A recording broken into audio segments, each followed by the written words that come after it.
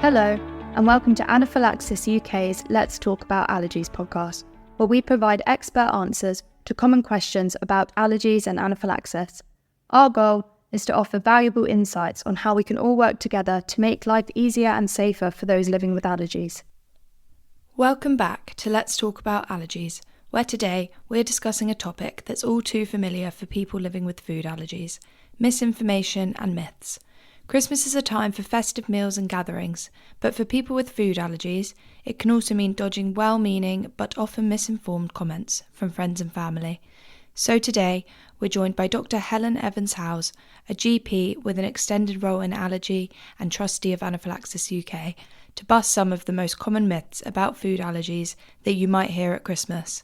So whether you're hosting someone with allergies this Christmas or want to better understand the challenges faced by people living with them, stay tuned for an informative conversation. Dr. Helen, thanks for joining. No Good to worries. have a conversation with you again in your new clinic. We're going to talk about some of the things that people often have in conversation and those sorts of myths and the sort of strange things sometimes people might say to somebody with an allergy or about anaphylaxis, and just a conversation really to dispel some of those misunderstandings. And very often we come across, people that say, well, peanuts is the biggie, and that's the most serious of all of the allergies. Yeah, definitely. And I think it frustrates people or families who have children with multiple other allergies, because we know that's not the case. So I think where that originally came from is that when we look to who has died from allergy, obviously it's really important that we always do case analysis to figure out why did this happen, what went wrong, and how can we prevent it for future people. And part of that data in the past would show that if you had a peanut allergy, there was a higher chance of the deaths being caused by that. Whereas actually with the data over the kind of last 10, 20 years, we've seen a shift from it being peanut allergy as one of the main causes of death, particularly in children, to actually being from cow's milk. So it's definitely not true that peanut is the only one that causes severe allergies. We know it does, and perhaps you could hypothesize that maybe some of the reasons that deaths have thankfully reduced from that is actually because schools are more aware of it now and try to restrict nuts going into it. People have more awareness around peanut allergy and are often a bit more cautious about it, whereas cow's milk, for instance, that's not the case. It kind of is everywhere and hard to avoid. And would a peanut allergy tend to be worse than a tree nut allergy in a reaction? No, again, it's a myth that there really is no. If you're allergic to something with an immediate IgE-mediated allergy, any of them could trigger a severe allergic reaction, including anaphylaxis. And I've seen that from, obviously, I'm lucky enough to offer immunotherapies to help desensitize children against their food allergies. And actually, peanut immunotherapy can be relatively straightforward, whereas one of the harder nuts we've seen is cashew nut can be quite problematic to desensitize against. So, but that's just personal experience of what I've seen, but it's definitely not true that peanut is the only one that causes severe reactions. So just as concerning as egg, milk, all of the other allergens. Yeah, egg is slightly different in that, I don't really like to focus on death because part of our motto, my company, is how to live well with allergies. And there's around 10 deaths a year from food allergy. So it is extremely rare, but obviously it's catastrophic. When we look to those, egg is highly unlikely to ever cause that. It's not to say egg allergies can't be severe. I've still seen people end up on intensive care from their egg allergy. But part of the reason now that allergy clinics often don't see children with purely an egg allergy is because we know that it tends to be temporary for most. This is only for most, because there are some people who are adults with egg allergy. And so if you haven't had a severe allergic reaction to egg, say at weaning, then you will get given specific information from the allergy clinic, sending it to your GP or from your GP if they already know about how and when to introduce baked egg as the first step to help see if we can build tolerance and them outgrow it. So allergy clinics don't automatically see everyone with an egg allergy because it tends to be temporary and less severe, but I caveat that with, but it still can be severe. There are lots of people say that you can grow out of an allergy. An egg, maybe what you're saying there is an example of that. But peanut allergy, soya allergy, all of those, could you grow out of them? Anybody can outgrow any of the allergies. So we know now from data that there's around 5% of children have a food allergy, and for adults it's about 1 to 2%. It's always very hard to work out exact numbers. So you can see therefore that the majority of people would outgrow them, but your chances of outgrowing, say, a nut allergy is around 20%. And if it hasn't happened by school age, it's much less likely. There is hope. I've seen people come on like their 17th birthday, or I've even had adults actually where I'll reassess them and their allergies seem to have gone. It's just less likely. So the time of the most change is in those preschool years when you'll see the allergies changing. And again, people often say that when it'll start mild, it'll then maybe develop into a bit of a rash, the tingly mouth and so on, and then potentially get a lot worse and end in anaphylaxis. Yeah, and or they'll say the opposite. So they'll either say the reaction will get worse each time you get exposed, or if you've never had anaphylaxis, you can't. And both of those are just complete myths. And unfortunately, sometimes they originate from healthcare, because we know that allergy training is not brilliant at any level, at undergraduate or postgraduate level for any of us. That's why I retrained, because I realized with my son I knew absolutely nothing as a GP. Some do, some are like me and they've done extra qualifications or have personal experience, but an allergy reaction can vary time to time. So you're more likely to have a severe reaction if you've eaten larger quantities of it, if there is something called a cofactor present on the day. So if you are you're unwell, your body's fighting an illness, you've got poorly controlled asthma, you've exercised around the time, if you've had a hot bath or shower, that can trigger a worse reaction. Even taking ibuprofen can trigger a worse reaction. So those things can tip it to be anaphylaxis on one day and on another, just a rash. It is very variable. And that's why whenever I hear someone say, oh, their allergy's just mild, it always fills me with horror, because what it tells me is they haven't had any education. I was going to ask that actually about mild allergies, because on one end of the spectrum you hear that each reaction gets worse and worse the more that you eat that food, and then on the other side people will say if you only have a mild allergy and you only get a little bit of mouth tingling or hives, then if you continue to have small amounts of that allergen, then that will improve your tolerance to the allergy, to the allergen. So is there any truth behind that? We have to be really careful. So the first thing is people need a proper assessment, because there are different types of allergy that are sometimes a bit more complex to go into. But for instance, if some people only got an itchy mouth and they had pollen allergies, some foods like fruits and vegetables and some nuts, not all of them, can just give you an itchy mouth that doesn't carry with it anaphylactic risk. But that really needs assessment by someone who knows what they're talking about and can do the proper tests. So then I can tell you what your risk is from this food. Somebody at home going, oh, well, I know that they definitely have got peanut allergy, and I'm just going to, I've heard about this thing called immunotherapy, which we're talking about more and more in the UK. And obviously I've just mentioned it, to try and build how much allergen that person can have. I'm just going to do that myself at home. I'm going to Google how to do it. Is extremely dangerous. It can't, this is a newish field. It comes, when I do the immunotherapy, with a massive set of rules of give it on this day, don't give it on this day. Someone always at the end of the phone. You would be putting yourself or your child's life in danger by thinking that you could just do it yourself without support. So there is truth that if we build it slowly, we might be able to raise how much threshold they can have, but it carries with it anaphylactic risk, and you need a specialist to do it. No one should ever do it at home. Sure. People sometimes wonder if they just have a mild reaction. Often I hear people refer to it as an intolerance, that they're allergic to peanuts, but they're intolerant to tree nuts. Yeah. Could you explain the myth there? I think it just, it relies, and again, this is always when people say these sorts of things to me, I always think, who have you been assessed by if you're using these terms? They're just often bandied around in the wrong way. So an allergy is an abnormal response from the immune system. The ones that carry the anaphylactic risk are immediate IgE mediated allergies, and they're the only ones you can test for.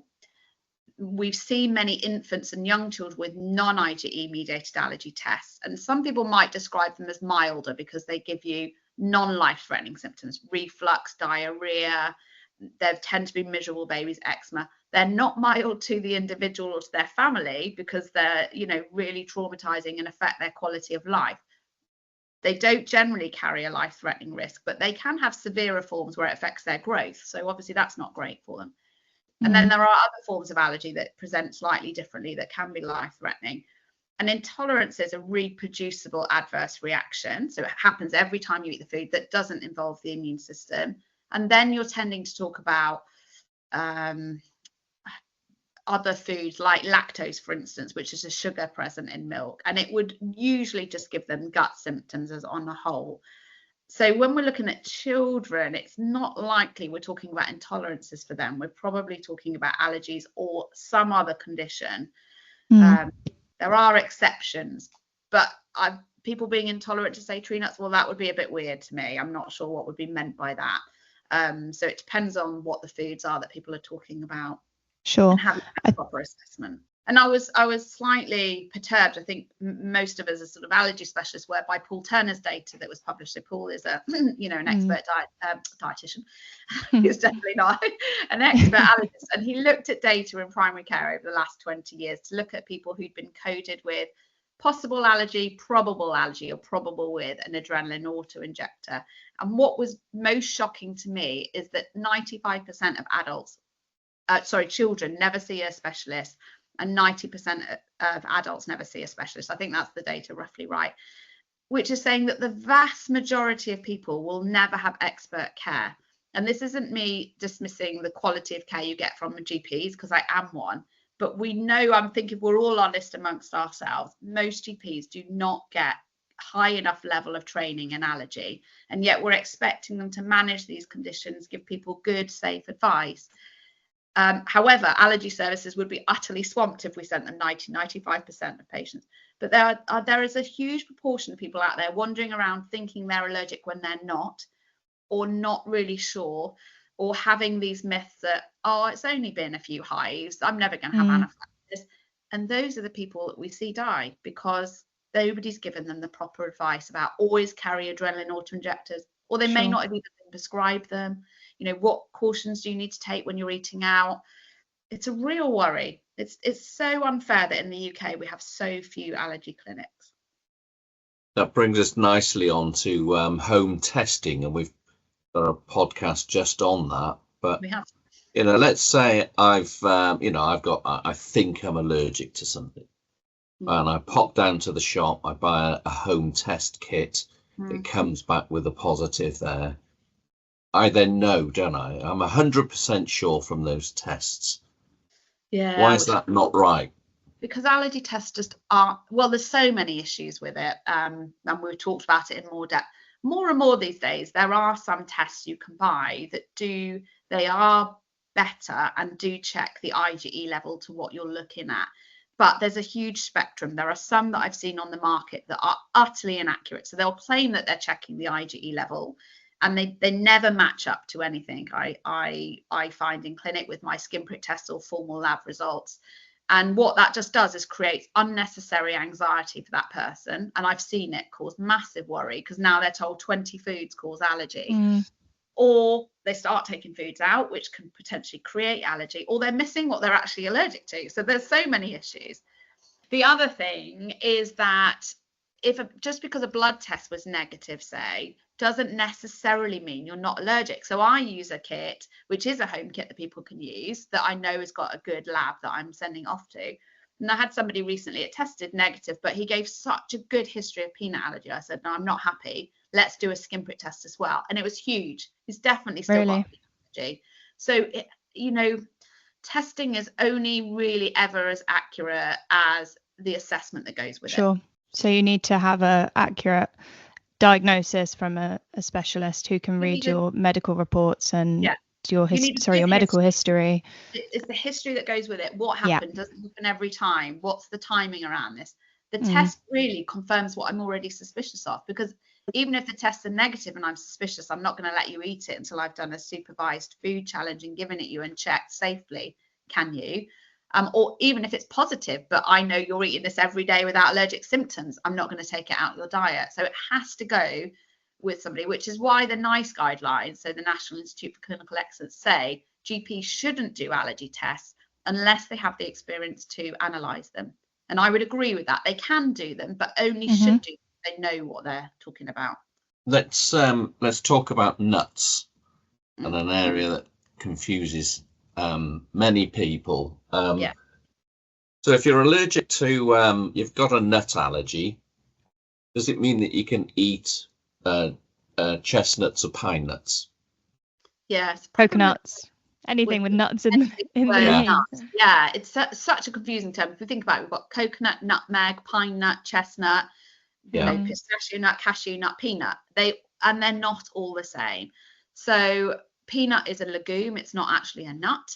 Then you've got tree nuts, which would be cashew, pistachio, walnut, pecan, Brazil, almond, hazelnut, and macadamia nut.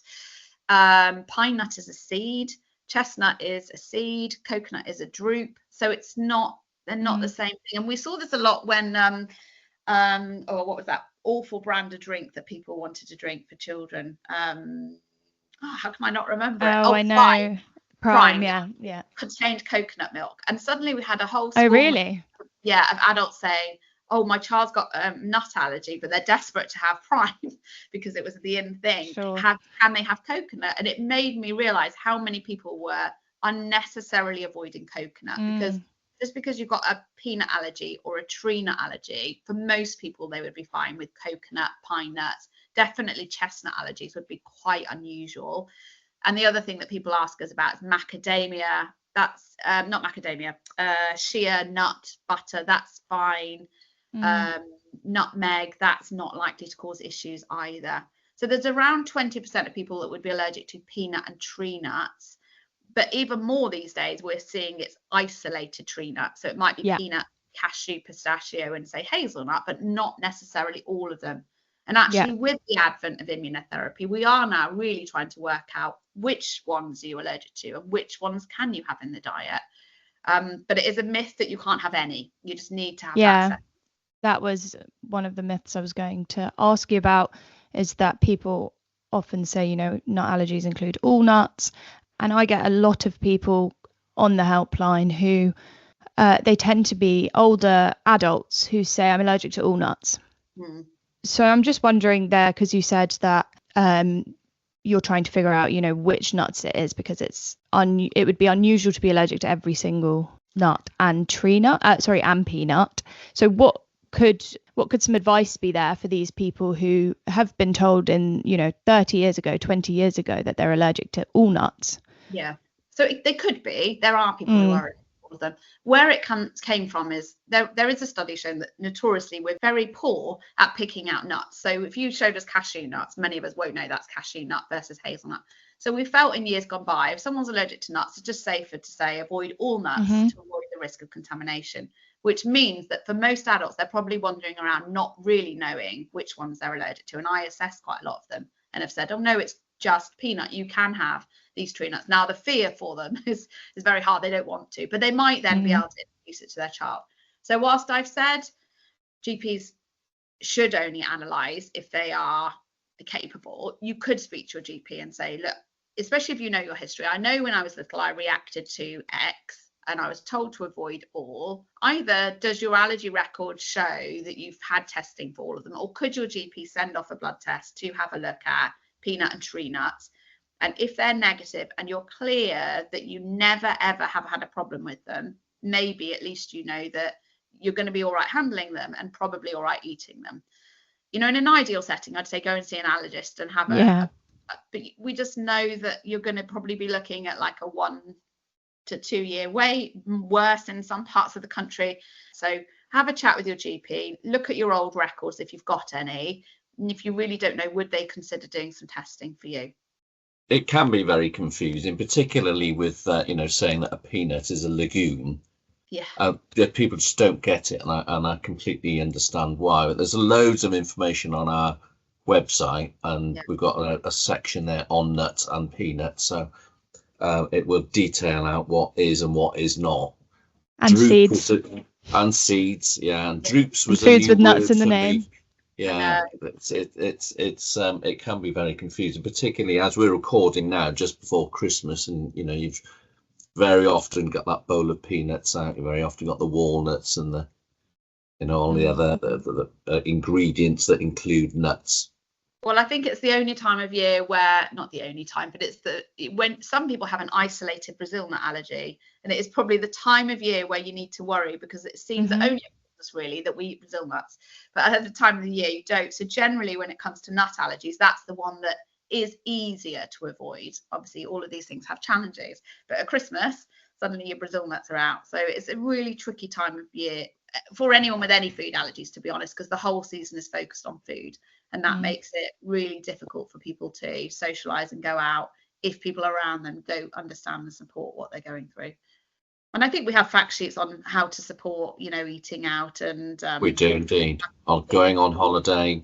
Yeah, definitely. And we've got a few podcast episodes with some psychologists who specialize in allergy to try and manage those anxieties and fears, especially at this time of year when it's such a social time and there's so much food around. If you feel like you can't check the packets properly, and don't let your guard down just because it is your mum or your best friend or whatever, they're not that expert in allergy that you've now become managing either your own allergies or your child's allergies. So even though people will go out of their way often to try and help, you need to have confidence that you are certain it doesn't contain that allergen. And if you don't know and you can't check, just take something safe, and then you'll enjoy it a lot more than putting the trust in someone else, unless they can show you it definitely doesn't have the allergen in it. And that leads quite nicely onto the myth that may contain products are fine for people with allergies, which people that don't have allergies often think, which is important at this time of year when you're buying products for people, and you see the may contains and you think, oh, that's fine, that doesn't, that's basically nothing in there. So yeah, could you tell us a bit more about may contains? In a snapshot, may contains are probably the bane of every allergy sufferer's life, because it's just such a frustrating situation. So what is meant to happen is a manufacturer is meant to do a risk assessment of, from the processing, the handling, the storage of this food, how likely is it to contain that allergen? And then if it might, but it hasn't directly got it as an ingredient, then they should put some sort of precautionary label on. And the labels can be anything: may contain, not suitable for, made in a factory. Someone nearby had a cup of tea once that had, they can use whatever label they want. It's a nightmare. But there is no legality to have to label that. So foods that don't have a label could well have a risk. And we've seen that, we've seen recent things being withdrawn all the time. And foods that have got a label doesn't necessarily mean it's a risk either. And so you will often find that individuals will make their own risk assessment or have their own rules around it. And even allergists all have slightly different opinions on it. So I would normally say, if you've got a nut allergy, don't eat chocolate that's got a may contain or a precautionary label, because there's actually high risk of contamination, because I understand the manufacturing process. But if it's a jar of bolognese, it's probably fine. But if you're the person catering, you need to say to that person, what would you like us to do about these labels? What are the rules that you follow? And that is different from person to person. I have families who absolutely never risk it, and others who do a risk assessment, and there isn't a right or a wrong situation. We used to eat them as a family on the whole, but not chocolate. It is a disastrous situation, and there's much work going on behind the scenes to try and tidy it up, but it's not as easy as people think to make that labelling clearer. No, it's not easy, and we're certainly working with a number of companies to make sure that the label, if it's there for a reason. But if we can get rid of it by changing some of the supply chain, some of the procedures, then let's get rid of that, because it is very often an unnecessary barrier that just makes it so difficult for people with an allergy. Alive. And you very can be frustrating. And we know that, like, milk, for instance, has got higher levels of cross-contamination within some of these foods. We've all heard of the stories of the vegan foods that are, of course, meant to be cow's milk free that are not. And you know, that just shows some foods have higher levels of contamination, particularly with cow's milk and nuts. And I feel very sorry for people about that. And actually, that's why often allergy parents become amazing cooks, because they do everything from scratch. I was not. I was shocking. I still am probably not a great cook. But yeah, some of the families that share pictures with me of the cakes and stuff, they're just absolutely phenomenal. So we clearly encourage people to always take 2 adrenaline auto-injectors out with them at all times. Yeah. But very often people will say, well, I'm just popping out. I know. I might only take 1 with me. I'm just going out for 10 minutes, 20 minutes. I'm just popping to the shops. Why is that not safe? Or you don't even, you just make a conscious, or you just don't. And I can fully identify that, because I've been that parent that son had anaphylaxis, and I didn't always carry the EpiPen. And I personally feel it goes back to the education that comes with that we are not told of the importance. That what we know, first of all, we're human beings, we're spontaneous. We might go out and suddenly go a bit thirsty, I'm going to quickly go and get a drink, or you know, it's not super common, but you could have contamination, that you could have touched the surfaces. I don't want people to freak out about that too much and stress too much. But, you know, if you're sitting chatting to someone, that can happen if there's a lot of residue left. So you just could never say for certain that you're not going to react. And we know particularly that if you are having anaphylaxis, then time is the absolutely crucial thing, that the quicker you use that adrenaline, and if you're in doubt, it's utterly safe to just use it, the quicker you'll reverse the reaction. Leave it and your blood vessels have already become leaky and you've lost your blood pressure, and it's much harder to come back from, you know, as I suppose it's a bit like a leaky tap. If you fix it early, you'll solve the problem. If it's suddenly flooding, you're going to be much harder to clear up the mess. That's not a great analogy, but it's that sort of thing. When we hear some of these deaths reported in the press recently, they haven't been carrying their adrenaline auto-injectors. And this, by the way, is not me blaming people, because I've been that person. But also crucially, that they often run back for them, and the exercise triggers this exacerbation and worsening of a reaction. So if you don't take it with you, and that is sometimes life, just for goodness sake, just lay flat, lift your legs up. It'll help the flow of blood to your heart, and ring 999, and don't move till they get to you. Can I just add there as well that when you do phone 999, it's very important to say anaphylaxis. Just use that word, anaphylaxis, because that means it's a category 1. Yeah, definitely. And the ambulance will turn up very quickly, rather than it being necessarily a routine call, which very often means a longer wait for that ambulance to arrive. Yeah, sadly, they triage it otherwise. If you say, oh, I think they've had an allergic reaction, they'll go through their triage pathways and not always get the right conclusion, because this goes back to, unfortunately, allergy education across the board in healthcare has notoriously been poor, and we're working hard to change that. But you need to take ownership for being the one with the knowledge and saying, this is anaphylaxis, it's an emergency. So speaking of adrenaline, you often hear people say that you only need adrenaline for a very serious allergic reaction. For example, when someone goes into anaphylactic shock. So I think I don't know if it's a myth, or rather people are misinformed that anaphylaxis is anaphylactic shock, which isn't the case. And you need adrenaline whether you're experiencing anaphylaxis or you're going into anaphylactic shock. Could you just explain the difference there? Yeah, and I was the healthcare that didn't know that. So when Ethan had anaphylaxis, I actually thought he was mucking about. I thought he was pretending to cough. And it's a terrible story. I then was trying to get him to sleep, so I stopped looking at him. I've been like, please stop coughing. And then when I got him home, he was covered in hives and swollen. And I said to the allergy consultant at the time, you know, like, oh, this is a bit of a weird reaction. He was like, that's anaphylaxis. I said, no, it wasn't collapsed. I was like, no, that is anaphylaxis. So shock is like the more severe end, where you've then got changes in your bloodstream. So you'll drop your blood pressure, your heart rate will go through the roof. A lot harder for us to come back from that. And a lot of people bandy that term around. I had anaphylactic shock, and they don't. Anaphylaxis is, we would say, ABC. So A for airway, so constant coughing, voice going croaky like you've got a sore throat, tongue swelling. B for any signs of breathing problems, wheezy, noisy, increased breathing. And C for your conscious circulation level. So you might start feeling really dizzy, they might look pale, floppy, or collapse then comes into it. But if the first things you see are coughing, that's anaphylaxis. Treat it with adrenaline. You'll make that person feel better much quicker, and it will reverse it, and we'll have better hope that we'll not end up in a catastrophic situation. And we know it's safe. So the Americans teach, if you've got 2 signs of an allergic reaction, so hives and abdominal pain, treat.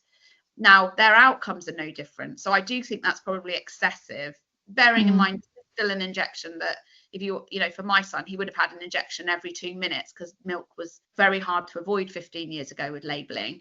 But it shows that it doesn't cause harm. So if you were in a situation of going, oh, is it bad enough? Then the answer is yes, it's bad enough. Just use it. I'll unpick it afterwards with you if did you or didn't you need it, but not in a way to say, telling you off. And that's how some people feel, that they've been told off, that, oh, you shouldn't have used it. It's always fine to use it, even if they were perfectly healthy and you weren't sure. Then we'll say, oh, look, it turns out they've got tonsillitis. I've seen that before. But it doesn't matter because you were doing it to save their life and it's not going to harm. So where do antihistamines come into it? They're kind of hay fever tablets. Can they be taken instead of before adrenaline? Not if you've got signs of anaphylaxis. So these are myths around antihistamines. So people will say antihistamines, if you take them early enough, they'll stop anaphylaxis occurring. They absolutely don't. That they treat anaphylaxis, they don't. Or that they'll mask anaphylaxis, they don't. They are blocking the histamine receptors, and histamine is the chemical that is released in an allergic reaction. So it will help you with hives, sneezing, itchy runny eyes, abdominal pain, swelling. So it will make you feel better, and it is sensible to give it to try and help, and often that reduces everybody's anxiety. But actually, if you just left the hives, and I have seen some families, particularly when you've got young children and you don't yet know they've got allergies and you haven't got antihistamine, so they don't treat and it still resolves. But if anaphylaxis is going to occur, it will, and it's because not just histamine is released. There are other chemicals involved that antihistamines don't treat, or there may be very high levels of histamine that are not going to be reversed or blocked with just one antihistamine. So if you've got signs of anaphylaxis, it's adrenaline, adrenaline, adrenaline, adrenaline. And that's the ABC. Yeah, ABC. And on the topic of Christmas, since we're so close to it now, we'll have people preparing Christmas dinners for their family and all gathering together.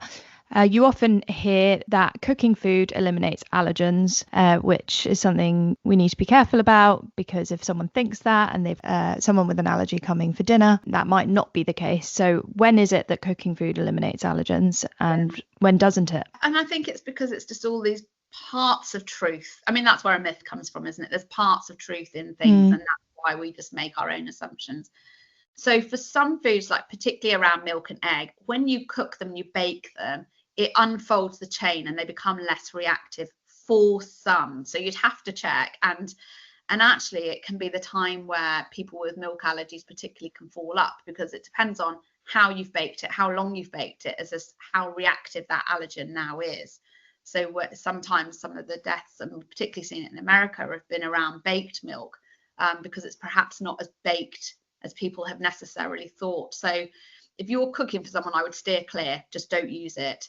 But if you're the parent or the person with the allergy, you will know, am I able to tolerate baked milk or egg or not? But for other allergens like peanut or tree nuts or sesame, cooking them doesn't change how reactive they are. Will still react. So that's definitely not true.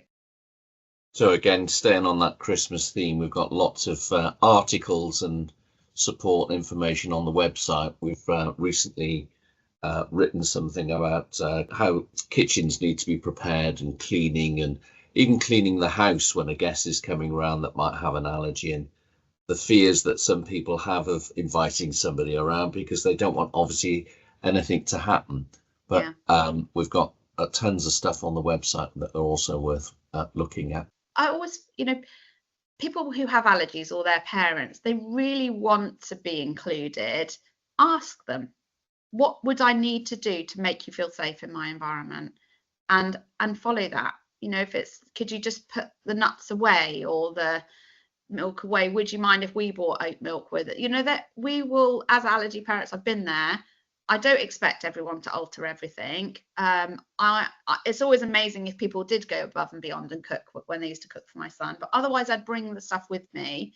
But I don't want these, oh, a little bit won't hurt him, or I don't want those myths thrown at me. I just want to come and have a normal day, but just respect my rules around how I'm going to keep myself or my child safe, and just be collaborative in working towards that. I think it's easy to be embarrassed, isn't it? It's even if if you're the one without the allergy and you're inviting somebody with an allergy to your home, it's a bit embarrassing to say, well, let's kind of delve into something that is quite personal. It can be personal, and it is hard, isn't it? Because it is a health. There aren't many medical conditions where you have to declare it at a restaurant, but you're doing it to keep safe. And if you don't, the processes won't go on to make sure it's definitely allergen free for you.